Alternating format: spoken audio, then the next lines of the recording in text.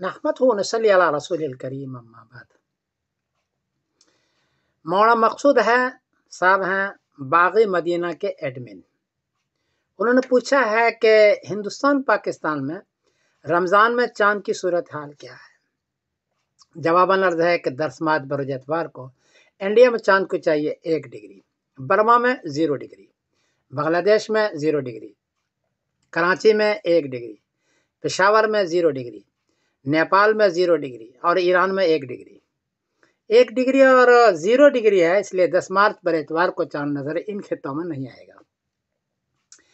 11 مارچ بروز پیر کو انڈیا میں چاند کو چاہیے 15 ڈگری، برما میں 14 ڈگری، بنگلہ دیش میں 14 ڈگری، کراچی میں 15 ڈگری، پشاور میں 14 ڈگری، نیپال میں 14 ڈگری اور ایران میں 15 ڈگری ہے۔